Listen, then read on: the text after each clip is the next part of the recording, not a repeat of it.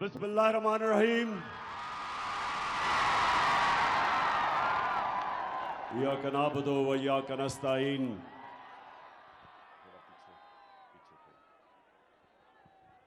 मैं सबसे पहले मेरे जंग के बाशऊर शहरियों, सबसे पहले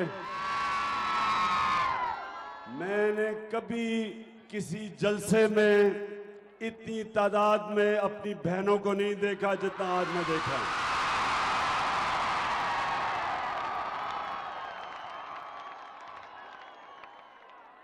मेरे पाकिस्तानियों, मेरे सामने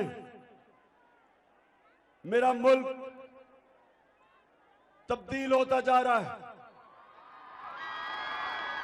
आजाद हो रहा है।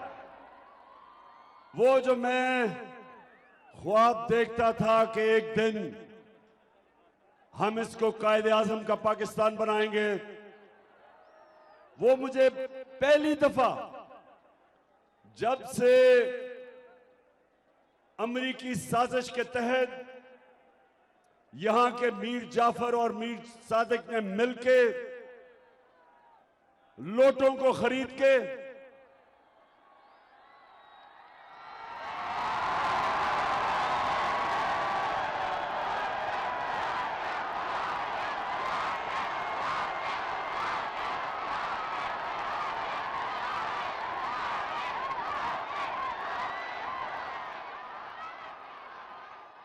लोटों के जमीर खरीद के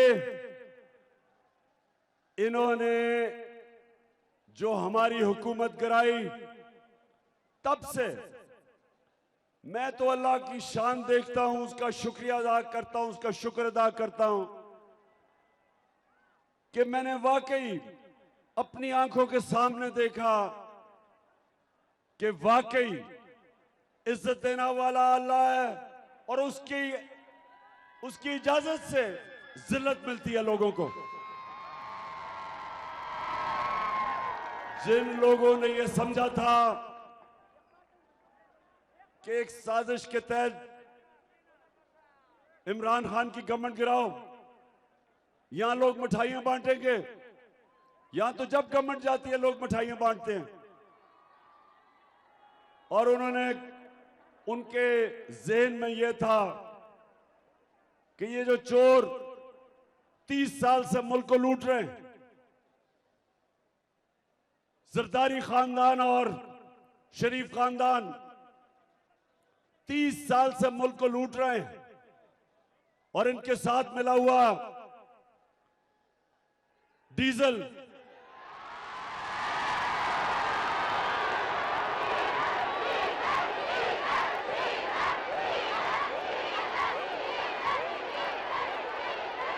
तो इन्होंने सोचा कि ये जो थ्री स्टूजेस हैं, इनको जब लेके आएंगे तो ये अपनी कौम को समझते थे ये भेड़ बकरियां हैं, जो मर्जी करो कौम इन चोरों को तस्लीम कर लेगी। और ये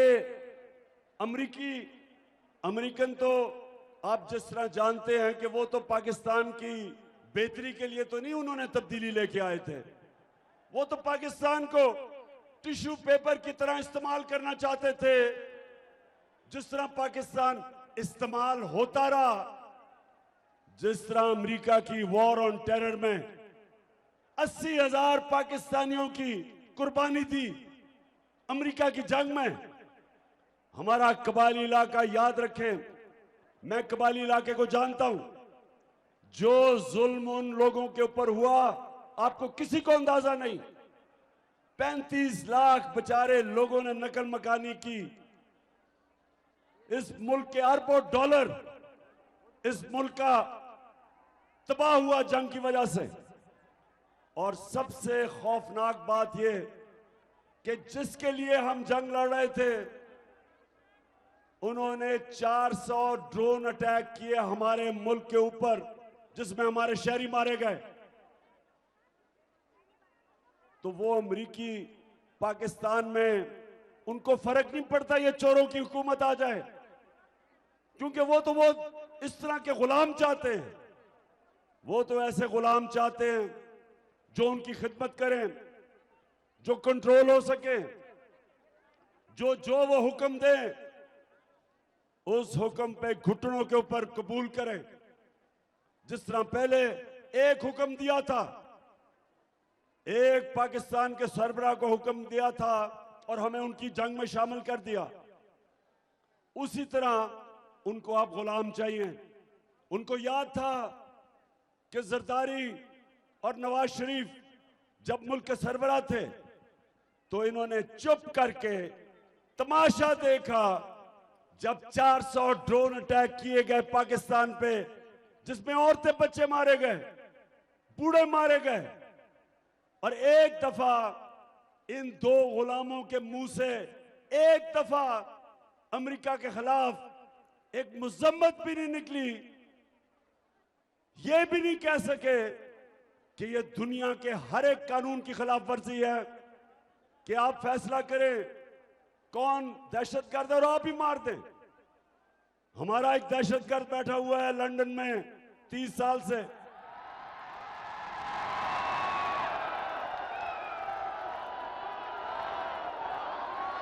वो कौन है आप जानते हैं उसको? वो जो काली काली ऐनकें पहनता है दिन के वक्त और रात के वक्त, रात को भी काले ऐनकें पहनता है, वो लंदन में बैठा हुआ है। अभी तक उसने हजारों पाकिस्तानियों को कत्ल करवाया, कराची के लोगों को, कराची की तबाही की। कराची उस वक्त उठ रहा था, दुबई बनने जा रहा था, और उस वक्त वहां कराची की दहशतगर्दी ने 80 की दिहाई में जो जुल्म हुआ कराची के ऊपर और जिस तरह उसने लोग मरवाए, आज लंदन बैठा हुआ है। तो क्या हमें बरतानिया इजाजत देगा कि हम ड्रोन अटैक करके उसको मार दें? नहीं इजाजत देगा। वो कहेगा आपके हमारे कानून के खिलाफ है। वो कहेगा अगर वो दहशतगर्द है तो जाके आप अदालत में जाएं और साबित करें। तो मैं सवाल अब पूछता हूं, क्योंकि उन्होंने तो हमें इस्तेमाल किया, मैं इन दो से पूछता हूं, जरदारी और नवाज शरीफ से, कि जब वो 400 ड्रोन अटैक कर रहे थे हमारे ऊपर, तो क्या आप उनको ये नहीं बता सकते, आप अदालत में साबित करें कि वो दहशतगर्द है या नहीं? आप नहीं बोल सकते थे। और आप इसलिए नहीं बोल सकते थे कि आप दोनों के चोरी के अरबों डॉलर मगरबी बैंकों में पड़े हुए हैं, उनके ऑफशोर अकाउंट्स में पड़े हुए हैं, और आप हैं पैसे के गुलाम। और आप कभी भी बोलेंगे नहीं, क्योंकि आपको डर था जिस तरह रूसियों के पैसे जब्त कर रहे हैं आपके भी कर लेते। और अब क्योंकि उनको पता है इनका, अब उन्होंने उसी तरह का शहबाज शरीफ उसको हमारे ऊपर बैठा दिया आके, क्योंकि उनको शहबाज शरीफ का पता है। अच्छा ये जरा आप गौर से सुने, एक मिनट रोको। अब जरा ये गौर से सुने कि ये है आपका प्राइम मिनिस्टर। सुने जरा गौर से, ये है। मैं सऊदी अरब से होके आया हूं। रोको एक मिनट। मैं जरा अपनी कौम को बता तो दूं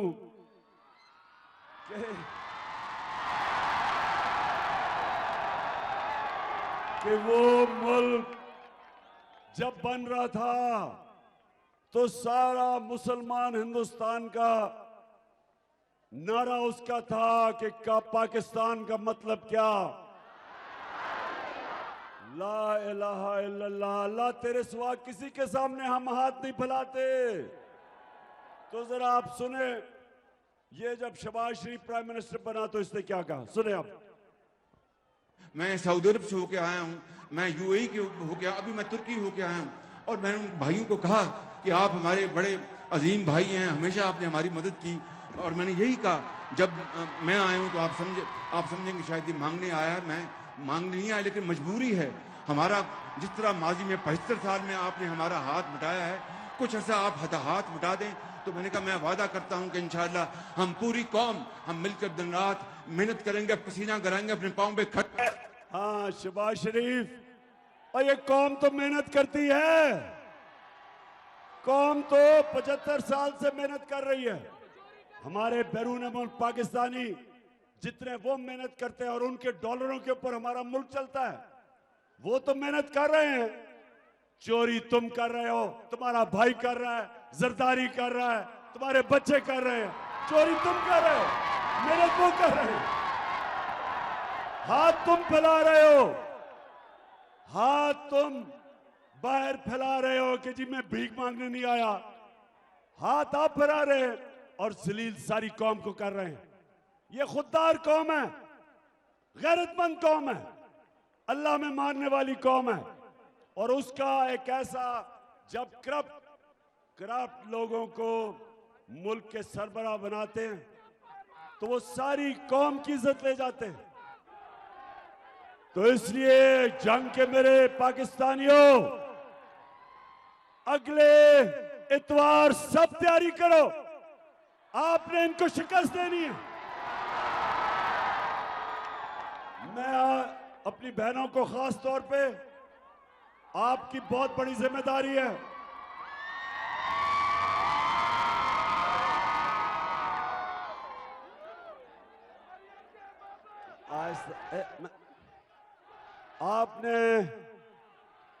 आपने इनको, इन लोटों को और इन चोरों को और अमेरिकन के गुलामों को, गद्दारों को, आपने इन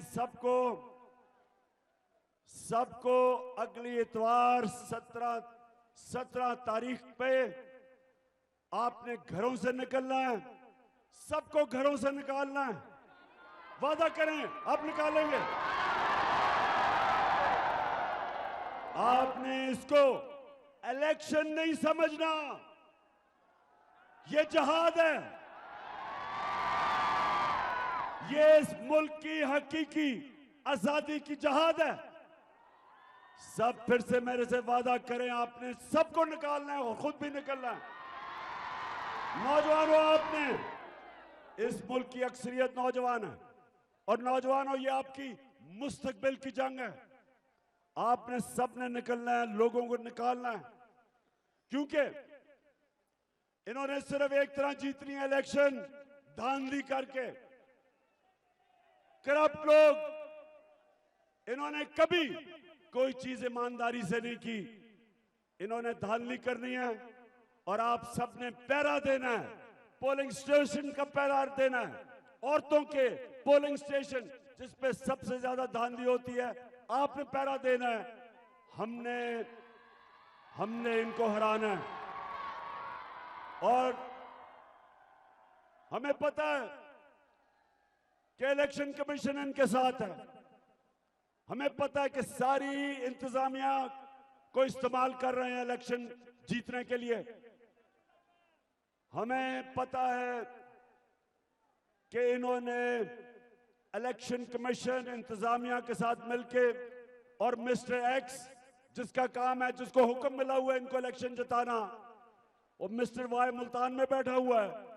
हमने इसके बावजूद, हमने अंपायरों के बावजूद जो इनके साथ मिले हुए हैं, उसके बावजूद हमने इलेक्शन जीतना है इंशाअल्लाह।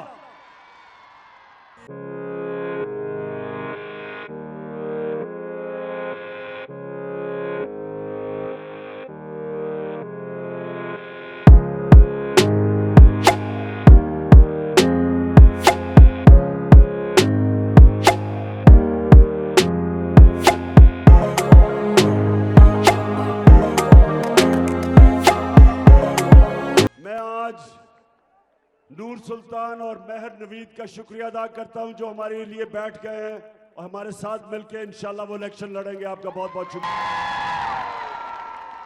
अच्छा, जो लोटा, आपको समझ आनी चाहिए कि जिस लोटे को, उस लोटे को हमने वजारत से करप्शन पे हटाया था, इसलिए आपने पूरा जोर लगाना है कि हम इसको जीते ना दें। अच्छा,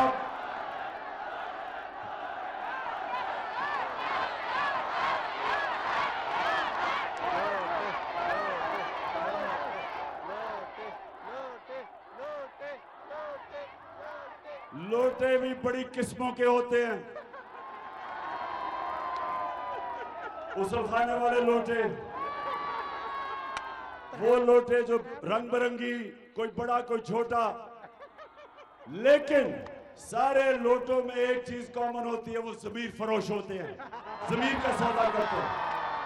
अच्छा, अब मैं जिस तरह भी, क्योंकि मैं सड़क पे रास्ते बाय रोड आना पड़ा क्योंकि जहाज आ नहीं सका, तो मैं बड़ी देर आपके जंग जिले के अंदर मैं कोई कई घंटे गाड़ी में था, तो उधर मुझे बड़े बड़े पोस्टर नजर आ रहे थे।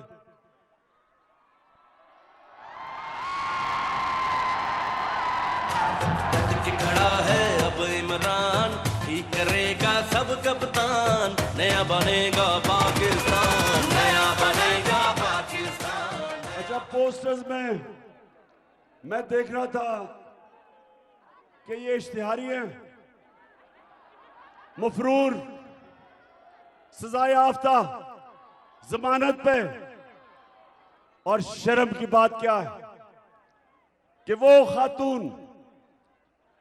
खातून जो सजाए याफ्ता है, जो बेल पे है, जमानत पे है, उसको आपके टैक्स के पैसे के ऊपर प्राइम मिनिस्टर का प्रोटोकॉल दिया जा रहा है।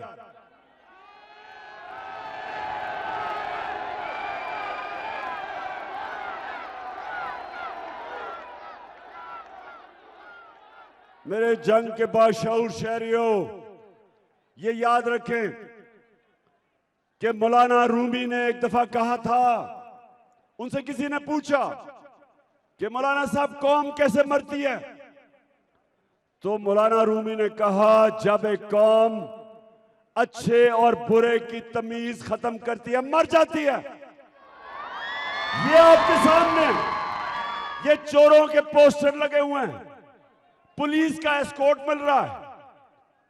आते साथ ही इन्होंने 1100 अरब रुपया जो इन्होंने चोरी किया हुआ था, जो नैब में था, इन्होंने आते साथ ही असेंबली में नैब की अमेंडमेंट करके आपका 1100 अरब रुपया माफ करवाया है, आपका पैसा। और ये है मुल्क आलमिया कि वो लोग जिनको जेलों में होना चाहिए, वो आज असेंबलियों में बैठे हैं। वो प्राइम मिनिस्टर है, उसका बेटा, जो कि इन दोनों को सजा मिलनी थी, अंडर ट्रायल थे, इस साजिश के तहत उन लोगों को ऊपर बैठाया गया और इन दोनों को, जिनको जेल में जाना था, 16 अरब रुपया के एफआईए में केसेस थे, 16 अरब रुपए के एफआईए के केसेस, उसमें से बच ही नहीं सकता था। ये दोनों बाप, शहबाज शरीफ और दोनों बेटे, इनको उस वक्त मुल्क के ऊपर बैठाया गया, शहबाज शरीफ को प्राइम मिनिस्टर बनाया गया और इसका बेटा हमजा कुकड़ी को चीफ मिनिस्टर बनाया गया। और ये शर्म की बात है हमारी सारी कौम के लिए कि हम छोटे छोटे चोरों को मजबूरी में, बेरोजगारी में, बच्चे बीमार हैं, मजबूरी में वो छोटे छोटे चोर चोरी करते हैं। किसी ने भैंस चरा रही, किसी ने साइकिल, मोटरसाइकिल, उनको तो जेलों में डाल देते हैं। तो जो लोग इस मुल्क को लूटते हैं, उनको हम बड़े बड़े ओहदों पे बिठा देते हैं, उनको पुलिस के एस्कॉर्ट देते हैं। पुलिस जिनका काम इन चोरों को जेलों में डालना, उनके साथ पुलिस की गाड़ियां फिरती हैं। तो मुझे ये बताएं मेरे पाकिस्तानियों, ये मुल्क आगे कैसे बढ़ सकता है, कैसे मुल्क तरक्की कर सकता है? मैंने दुनिया देखी है और मैंने दुनिया के अंदर वो मुल्क जिन्हों में गुर्बत है वो देखी, और वो मुल्क जिधर खुशहाली और अमीर तरीन मुल्क है, एक चीज फर्क करती है गरीब मुल्कों में और अमीर मुल्कों में। अमीर मुल्कों के अंदर कानून होता है, इंसाफ होता है। नबी सल्लल्लाहु अलैहि वसल्लम ने मदीना की रियासत में सबसे पहले इंसाफ कायम किया। फरमाया कि मेरी बेटी भी अगर चोरी करेगी उसको सजा मिलेगी। कहा कि तुम्हारे से पहले बड़ी कौमें तबाह हुई, जिधर ताकतवर के लिए एक कानून, यानी वो चोरी करे तो उसको एनआरओ, और कमजोर बेचारा चोरी करे वो जेल में। तब आज से तकरीबन 1500 साल पहले मेरे नबी कह बैठे थे कि अगर तुमने तबाही की तरफ जाना है तो वो करो जो आज पाकिस्तान में हो रहा है, कि बड़े बड़े 30 साल से इस मुल्क का जो पैसा चोरी कर रहे थे डाकू, वो आज इख्तिदार में बैठ गए। वो इख्तिदार में बैठे हैं, उनके केसेस माफ हो रहे हैं। वो इलेक्शन धांधली करके सारी इंतजामिया को मिला के, इलेक्शन कमीशन को मिला के, मिस्टर एक्स को मिला के, वाई को मिला के वो इलेक्शन जीतने की तैयारी कर रहे हैं। और केसेस किन पे हो रहे हैं? इमरान खान के ऊपर 16 एफआईआर, मेरे अपने लोगों के ऊपर सारी क्यादत पे एफआईआर, किसी के ऊपर दहशतगर्दी का पर्चा। लोग हमारे निकले 25 मई को, औरतें, फैमिलीज पुरअमन एहतजाज करने के लिए, उनके ऊपर शेलिंग की गई, रबर बुलेट चलाई गई पुलिस ने और रेंजर्स ने।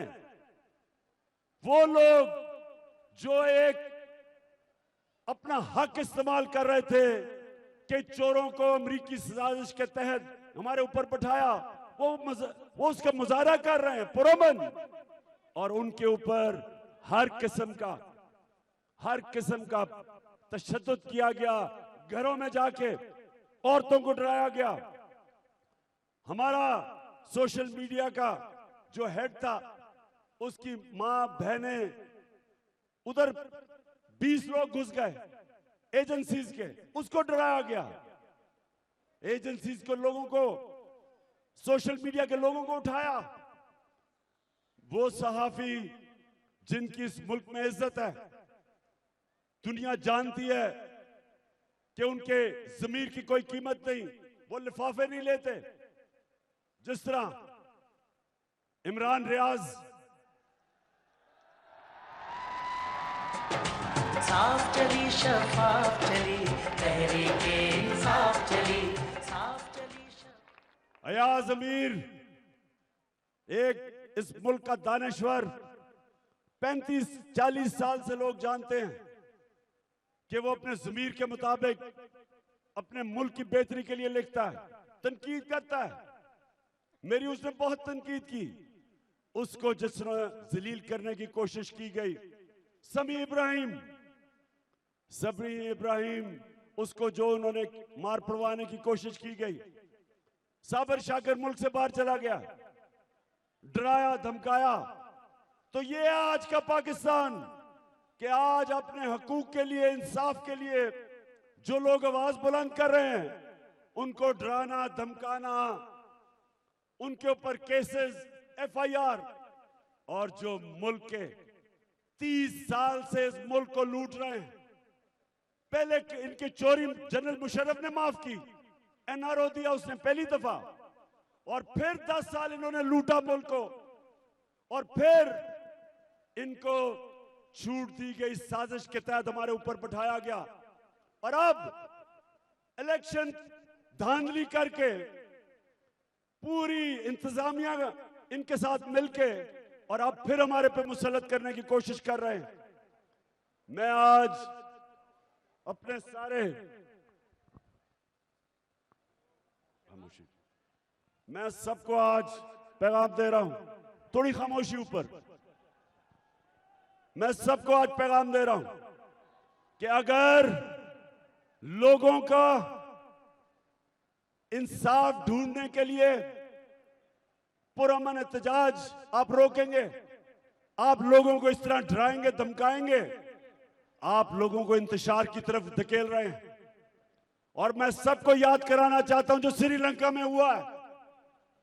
वहां भी एक खानदान बैठा हुआ था 20 साल से, वो भी पैसे चोरी करके पैसा बाहर भेज रहा था। उन्होंने भी श्रीलंका को मकरूज करके और खुद अरबोपति बन गए। जिस तरह ये हमारे 2 डाकू खानदान हैं जो 32 साल से इक्तदार में बैठे हैं।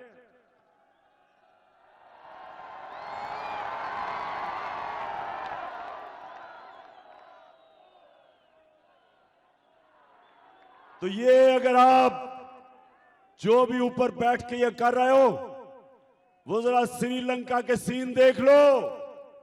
वो छुपते फिर रहे थे, प्राइम मिनिस्टर के घर से को क्या हुआ, आग लगा दी। प्रेसिडेंट डर डर के बड़ी मुश्किलों से मुल्क से बाहर भागा जान बचा के। तो ये याद रखो, ये दिन यहां भी आ सकते हैं। आप लोगों को समझ रहे हैं कि जुल्म करेंगे, डराएंगे, धमकाएंगे और लोग इन चोरों को मान लेंगे। क्या आप कभी मानेंगे इनको? बताएं। कभी पाकिस्तानी कौम इनको नहीं मानेगी। सबसे पहले मैं आपके सामने खड़ा हूं, जो मर्जी आपने करना करो, मैं किसी सूरत इन चोरों को तस्लीम नहीं करूंगा। मैं इसको सियासत नहीं समझता। 26 साल पहले मैंने इन 2 चोर खानदानों के खिलाफ जहाद शुरू की थी और जब तक मेरे पास जिंदगी है मैं इनका मुकाबला करता रहूंगा। अपनी कौम के पास जाऊंगा, आप सबको तैयार करूंगा कि हमने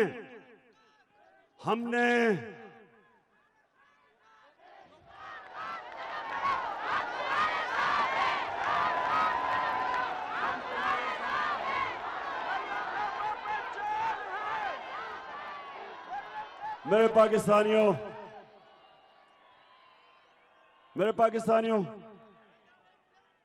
एक चीज आपने नहीं भूलनी कि आपने अल्लाह के सामने वादा किया हुआ है। आप जब भी मुसलमान बनता है तो वो एक वादा करता है अल्लाह से, ला इलाहा इल्लल्लाह मोहम्मद रसूल अल्लाह, के अल्लाह मैं तेरे अलावा किसी के सामने नहीं झुकूंगा।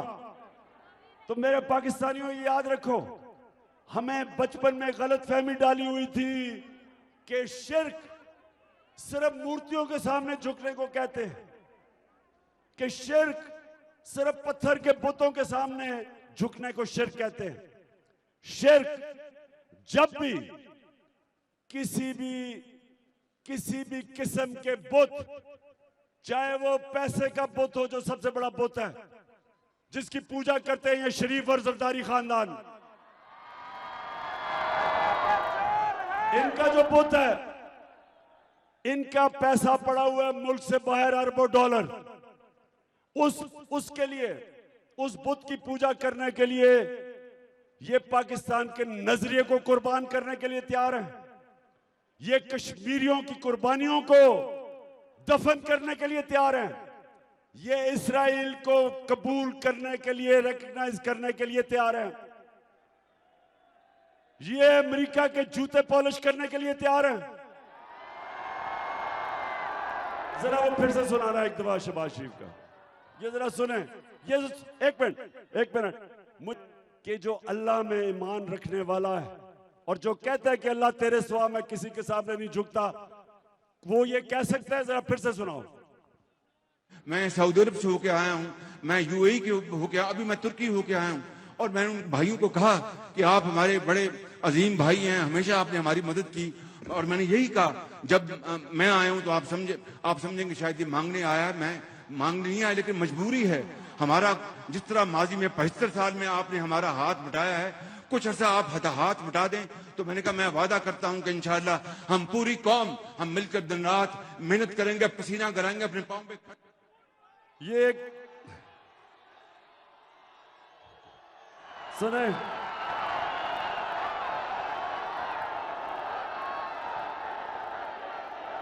मैं बस बस बस बस मैं ज्यादा शेर तो नहीं पढ़ता, लेकिन एक शेर जो हमेशा जब मैं इसको सुनता हूं तो मेरे जहन में आता है कि बुतों से तुझे उम्मीदें, बुतों से तुझे उम्मीदें, खुदा से ना उम्मीदी। बता तो सही और काफरी क्या है, कि मैं भीख तो नहीं मांगने आया, हमें बचा लो, हम तो मर रहे हैं। 75 साल से जी आप हमें पैसे दे रहे हैं, शर्म आनी चाहिए। ये वो कौम है जो ला इलाहा इल्लल्लाह पे बनी थी, और ये है उसका एक करप्ट हुक्मरान जिसको मुसल्लत किया गया, जो जिसको जेलों में होना चाहिए था उसको ऊपर बैठाया गया। और जिन्होंने भी पीछे से बैठाया वो समझते थे ये बहुत बड़ा कोई जीनियस है, कोई अफलातून है, वो वाकई समझते थे कि जो इश्तिहारों के अंदर हर दूसरे दिन इसका और इसका भाई का इश्तिहार आता था, सारी तरक्की इश्तिहारों में थी, सारी डेवलपमेंट इश्तिहारों में थी, तो वो नादान गलती से समझ बैठे कि ये आएगा तो एक मुल्क तब्दील हो जाएगा। तब्दील वाकई हो गया, महंगाई आसमानों में पहुंच गई।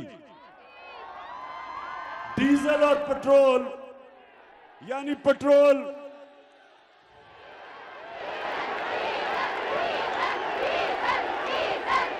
हमारे जमाने में, अभी 3 महीने पहले जब हम छोड़ के गए थे तो पेट्रोल था 150 रुपए लीटर और 144 रुपए लीटर था फजलुर रहमान।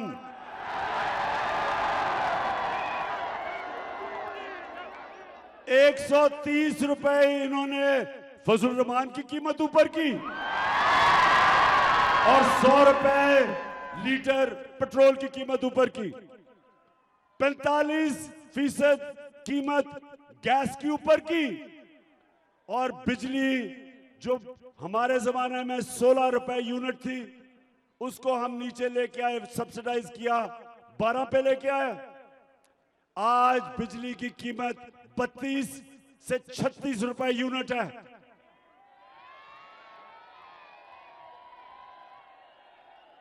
और आज जो इंटरनेशनल मार्केट में तेल की कीमत है वो कम है, वो उससे कम है जब हम 3 महीने पहले इक़्तिदार में थे। तो शहबाज शरीफ अपने आप को खादमे आला तो कहते थे, अब करें ना नीचे पेट्रोल और डीजल फजलुर रहमान की कीमत नीचे करें आप।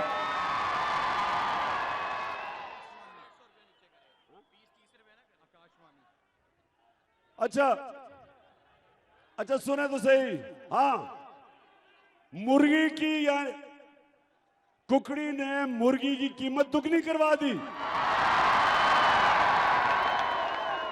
ईद पे थोड़ी नीचे आई है और अंडे की कीमत 36% बढ़ा दी, उसकी बिजनेस है। तो मेरे पाकिस्तानियों सुने जरा, ये मुझे बताएं कि ये लोग जब आए थे तो इन्होंने कहा कि बड़ी महंगाई कर दी इमरान खान ने। आज महंगाई देखें, आज जो महंगाई इन्होंने पाकिस्तान में की है, तारीखी महंगाई की है। और माइशत माइशत जो माइशत थी, हम जब छोड़ के गए थे तो आखिरी 2 सालों में पाकिस्तान इकोनॉमिक सर्वे के मुताबिक 17 सालों के अंदर सबसे बेहतरीन हमारी इकोनॉमी की परफॉर्मेंस थी। 5.6% तीसरे साल और 6% चौथे साल। और वो हमारी हुकूमत थी जो सबसे मुश्किल वक्त था दुनिया में। जब कोरोना आई तो दुनिया के अंदर तबाही मचा गई। जिस तरह पाकिस्तान ने कोरोना का मुकाबला किया, international magazine Economist, World Health Organisation, World Economic Forum, इन सब ने कहा कि जो 3 मुल्क जिन्होंने सबसे बेहतर तरीके से कोरोना के सामने कोरोना का मुकाबला किया, उसमें पाकिस्तान था।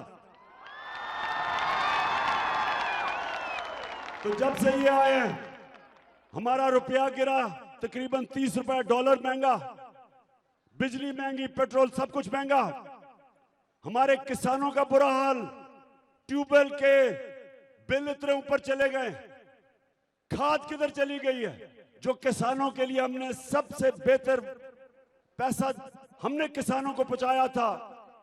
हमने शुगर मिल्स, हमने शुगर माफिया को हुक्म दिया था कि आपने किसान को पूरी कीमत देनी है, कटौती नहीं करनी और वक्त पे कीमत देनी है। सबसे ज्यादा हमने गन्ने की कीमत किसानों को दिलवाई, हमने वक्त पे उनको पेमेंट करवाई, किसानों के पास पैसा आया, उन्होंने अपनी जमीन पे लगाया। 2 साल गंदम, चावल, गन्ना और मकई, 2 साल हमने रिकॉर्ड हमारी किसान ने पैदावार की। इतना ज्यादा पैसा गया देहात के अंदर, और आप यहां जंग के इर्द गिर्द सारा देहात है, पूछे किसान से हमने कितनी उसके मदद की, और आगे मजीद और मदद करनी थी। किसान कार्ड लेके आए थे हमने अपने लोगों के लिए। मेरी ख्वातीन बैठी हैं, सुने जरा, हमने पाकिस्तान की तारीख की पहली दफा हेल्थ इंश्योरेंस लेके आए। हर खानदान को हमने 10 लाख रुपए की हेल्थ इंश्योरेंस दी, हर खानदान को। किसी भी अस्पताल में जाके अपना इलाज करवा सकते थे, प्राइवेट हॉस्पिटल में जा सकते थे।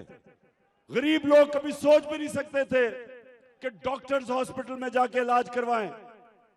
हमने हेल्थ कार्ड की वजह से हर खानदान को हमने तहफ़्फ़ुज़ दिया।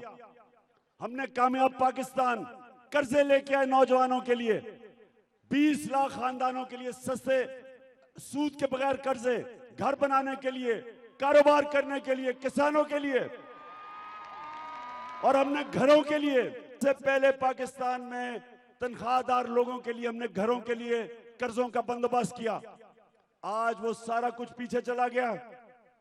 आज हमारी माशरत नीचे, आज हालात ये हैं कि जो टेक्सटाइल इंडस्ट्री ऊपर जा रही थी वो बंद होनी शुरू हो गई है, बेरोजगारी होनी शुरू हो गई है, एक्सपोर्ट्स गिरनी शुरू हो गई हैं, और जो बाहर से पाकिस्तानी पैसा भेजता था वो कम होना शुरू हो गया। और मैं सवाल आज पूछता हूं कि कौन है इसका जिम्मेदार, किसने किया ये? सरकार ना मंजूर, ना मंजूर है पॉकेट, सरकार ना मंजूर, ना मंजूर, खुश बैठियो। इस मुल्क की तारीख कभी माफ नहीं करेगी उन लोगों को जिन्होंने साजिश करके इन चोरों को लेके आए हैं। जो भी लोग थे जिन्होंने ये साजिश की, इस मुल्क की तारीख लिखी जा रही है, इस मुल्क की अवाम नोट कर रही है। ना वो इनको कभी भूलेंगे, ना इनको कभी माफ करेंगे। जिन्होंने मुल्क से ये गद्दारी की है इन चोरों को लाके, और इसलिए जंग के मेरे बाशऊर शहरियों, माशाल्लाह एक एक चीज की आपको समझ है। मैं अभी देख रहा था, बहनों को भी और पीछे मेरे नौजवानों को, सबको समझ है। ये वक्त है मेरे पाकिस्तानियों, इतवार ज्यादा दूर नहीं, अगले हमारे पास 3 दिन रह गए हैं, और हमने फिर से इन चोरों को भी हराना है, लोटों को भी हराना है, और अंपायरों को भी हराना है।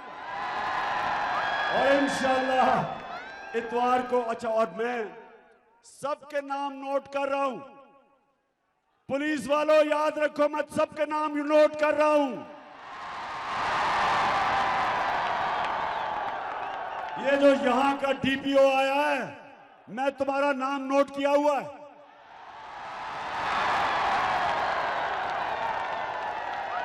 गैर कानूनी चीज जो तुम कर रहे हो, जो तुम इनको जिताने की कोशिश कर रहे हो, याद रखो सुप्रीम कोर्ट का ऑर्डर है, सुप्रीम कोर्ट ने जब इस कुकड़ी को वजीर आला बनाया था,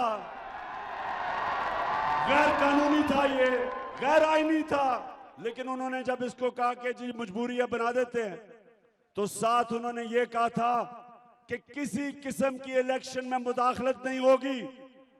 और हमारे सामने हर रोज मुदाखलत हो रही है, क्योंकि ये शरीफ खानदान, तो मैं फिर से कहता हूं, जिंदगी में इन्होंने ईमानदारी से कोई काम नहीं किया।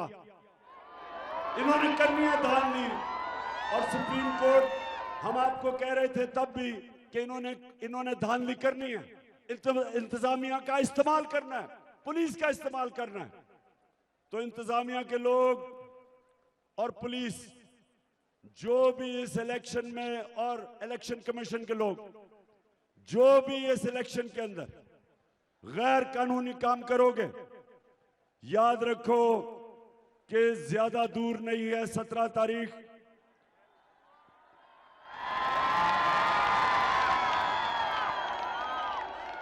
उसके